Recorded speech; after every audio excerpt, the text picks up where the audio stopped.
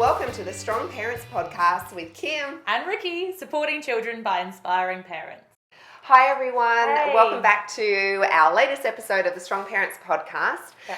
We're really excited to cover this topic with you today because it's a follow-on from our last episode where we spoke about the challenges parents can face when supporting their children through emotionally high situations. So whether your child's come home from school and they're really upset about something that's happened, or perhaps there's things going on in your family at the moment and there's lots of high emotions and really raw emotions going on, and how that whole experience can be for a parent trying to support your child through those situations. So today we're going to talk a little bit more about that one. Yes, we're going to be talking about ways that you can actually debrief after the event. So the last podcast did focus a lot more on the actual heightened emotional outburst, for want of a better word, at the time, how to manage that at the time. And today we just wanted to touch on how to actually debrief. Sounds so technical, but I talk about it after it's happened, and even though it can it back up, I know, which can actually be quite a daunting thing for a lot of parents and caregivers to do, because you're thinking, okay, it's over, it's finished, the tidal wave has passed. Why would I go and bring it up again? But we've actually found through our experience, it can be a really, really constructive and beneficial exercise to do, because it gives you a chance to talk about it and actually go back over it, and then in the future it can provide you ways to better manage future high emotions, basically. Definitely, and I think it helps both yourself and the child to take a bit more responsibility for the action that was taken as well, the behaviour that happened.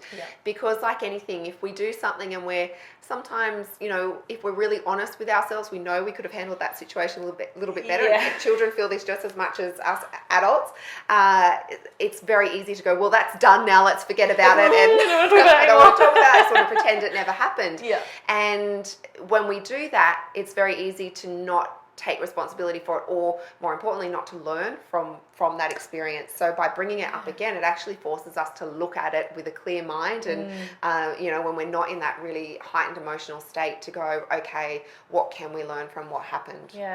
And very often one of the best ways to do this is when you don't have any other distractions as well. So if there aren't any other perhaps heightened emotions going on, any other stresses in the situation, maybe you've got a couple of hours after school, nobody else is going to be coming home from it for a little while, and you've actually got that space to be able to go, hey, look, I just want to bring this up with you, and I want to have a chat with you, because I feel like we could both have a chat about it and see how we can maybe handle it better in the future, because I think we were both really upset the other day. And it's just, you can handle it in that kind of way. It's nice and casual, but you know that you don't have to rush the conversation. You don't have to feel like, quick, let's just talk about it quickly. So you've got some time to actually address it. Absolutely, and this can be a really difficult thing as a parent, because it's about communication. And most of us, if we're really honest, most of us really struggle with those difficult conversations, and anything where there has been something really challenging that's happened, or a situation that was really uncomfortable or really difficult to work through, whether it's with our children or a partner or a colleague or whatever it might be,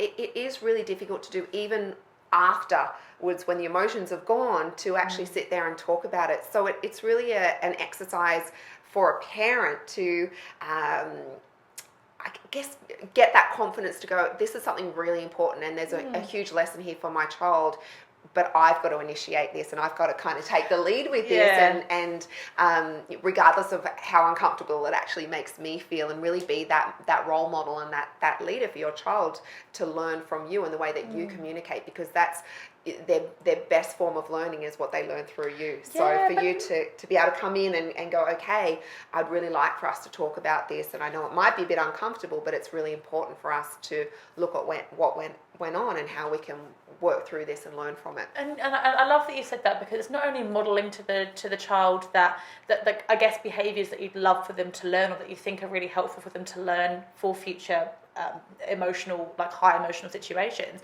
but you're also opening up the platform for your child to be able to come and talk to you. Exactly. So, which is another thing that can be helpful, because it helps them to maybe address tough emotions with you earlier before they get to such a high stage next time. Which so is what we're wanting. I can talk to mum or dad or whoever it is about this before it gets so bad. I'm starting to feel stressed again, or I'm starting to that same child's been mean to me again, or whatever it is.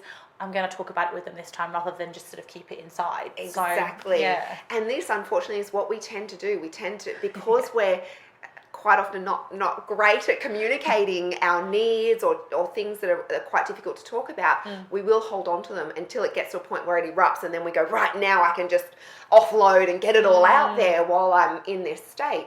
And as Riki said, this is what we're trying to prevent. We're trying to create a culture with our children, or a habit with our children, that they can actually talk about things before it gets to that state.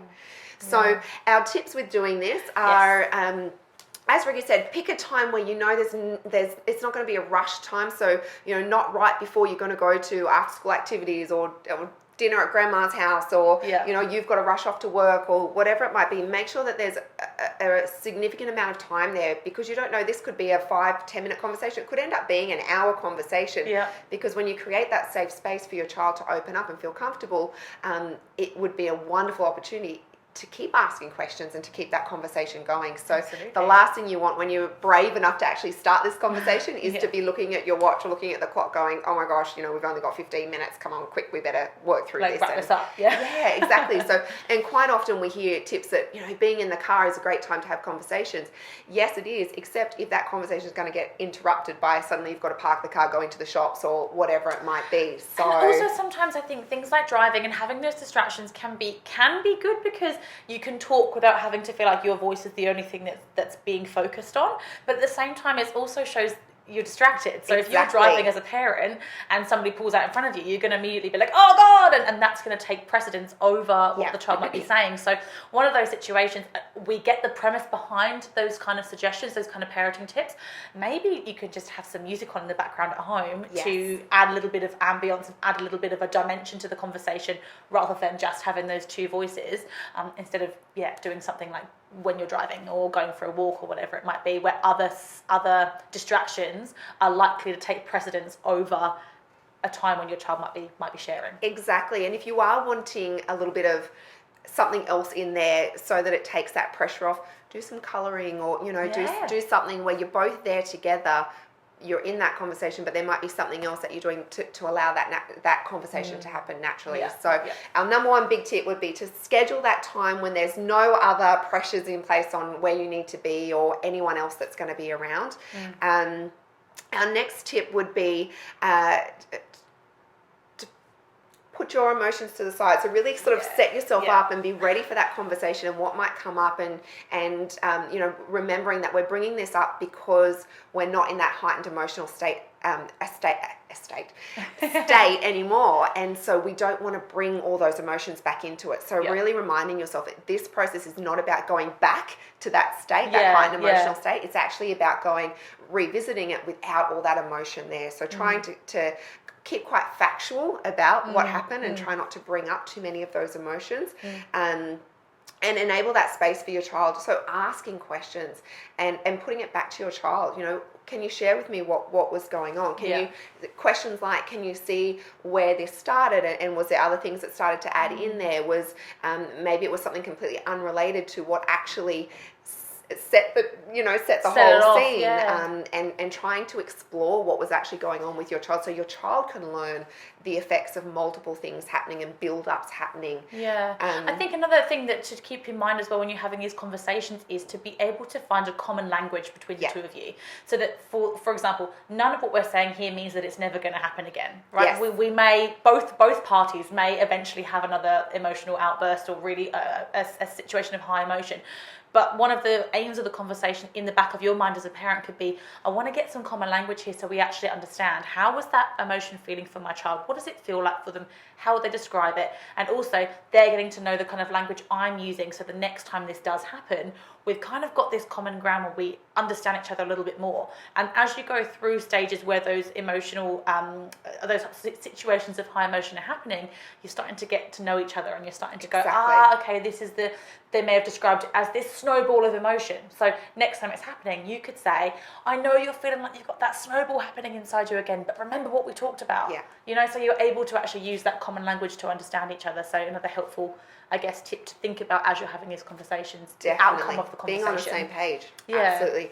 And then, as Riki just started to mention, then the next thing would be having a bit of a plan in place. So talking about how you can support your child next time they're feeling that way from what they're wanting. So put it back on them once again. How can I support you? How could I have handled that situation a little bit better to support you in your time of need? So, and we're not saying this to discredit what the parent has felt in that situation. It's very important for the parent to share how they felt in that situation, to put that accountability back on your child, and for your child to understand that what they've said or what they've done has actually affected you as well, and that you as a parent still have feelings. And you're not their emotional sounding board all the time. Exactly. That's exactly right. So definitely speak about how that situation has hurt you or upset you as well, and how that's why you want to work through this with your child, because you don't want your child to be feeling that way, and you don't want to be feeling that way as well. So it's really important to acknowledge both parties, or if there was other children involved or other parents involved or anyone else, acknowledge everyone that was involved in that situation.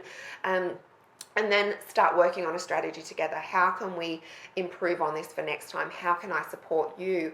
Not from what I think we need to do, but what feels right to you.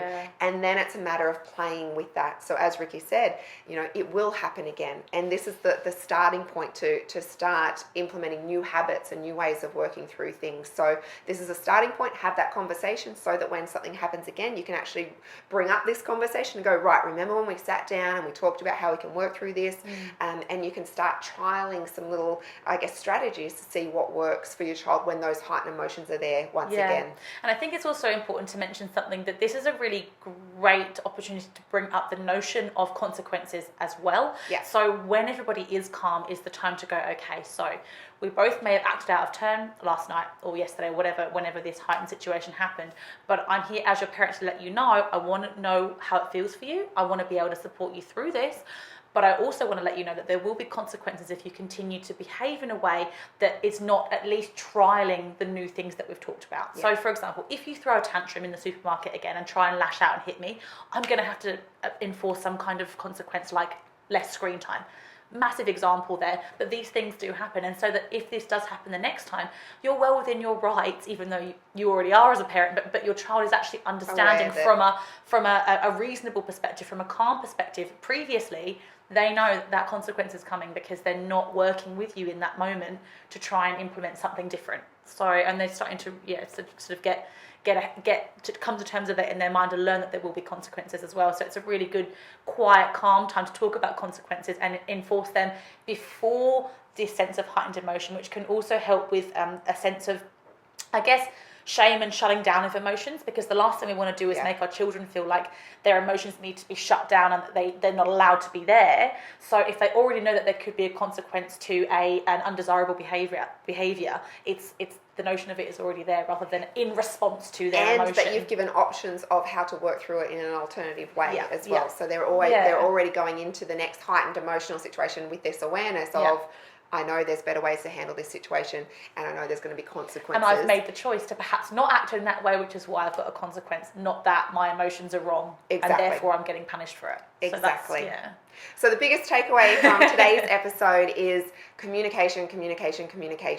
No matter how difficult it is, no matter how much it's new to us in many situations, we've got to start being that role model and teaching our children and learning ourselves how to start having conversations about difficult situations from quite a rational point of view when those heightened emotions aren't there. So practice, and just know that, as we always say, there's no right or wrong answer. What fits for one person won't necessarily fit for another, but one thing that always works is communication, and that's what children are wanting. That's what they tell us they're wanting, is to be able to open up and talk more with their parents. So, and it's okay to be coming from a point of view of not really knowing the best way to go about it, but if your child can see that you're trying to work through it together, that's the most important. That's the foundation of that communication. So good luck. Let us know how you go. And we'll speak to you next time. Bye.